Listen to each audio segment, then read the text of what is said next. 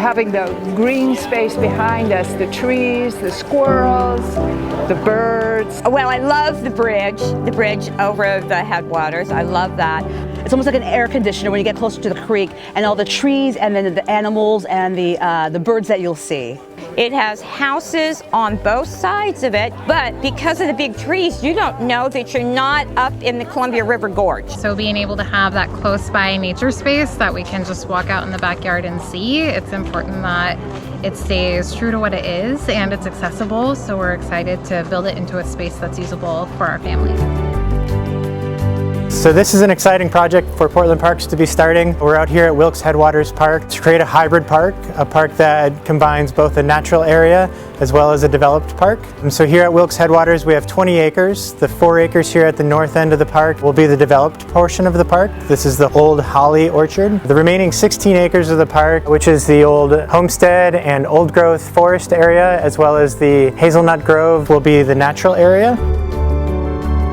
So as part of this project, we want to focus on water quality and habitat protection and enhancements. We want to focus on environmental education opportunities, as well as active and passive recreation in both the developed park and the natural areas.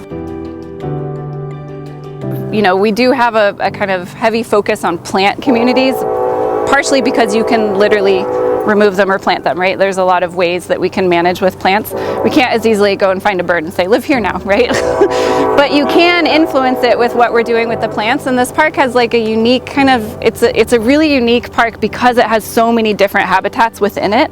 So it has that white oak savanna, it has the wildflower meadow, it has this really mature mixed conifer and maple forest, it has the dark ravine with the creek and all the shade, and it has all these different types of ecosystems. So the fact that there's a lot of diversity of bird species makes sense, and we hope that like whatever project happens here gets to preserve that diversity as well. One of the primary considerations that our project is going to be looking at is called ADA accessibility, or accessibility in the park. And this is the ability for people with a diverse set of mobilities to get to different areas of the park. We're going to be looking at pathways and trails in the park with a shallower slope and a more stable surface.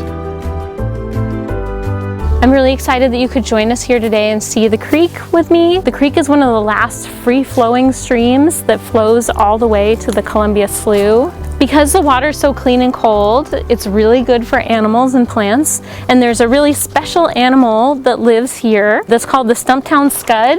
It's a tiny crustacean. It's like the size of your pinky now. Yeah.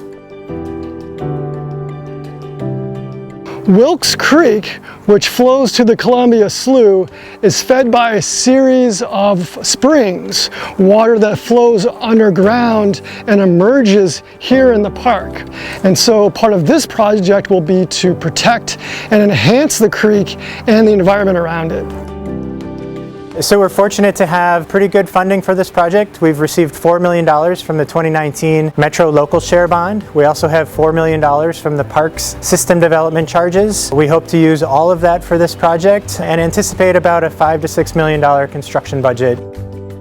We are interested in supporting indigenous community cultures here at this park. That may be native gathering gardens or other harvesting and tending of plants. But what we really want to do is create a park that's welcoming for all and creates a safe space that we can all recreate in together.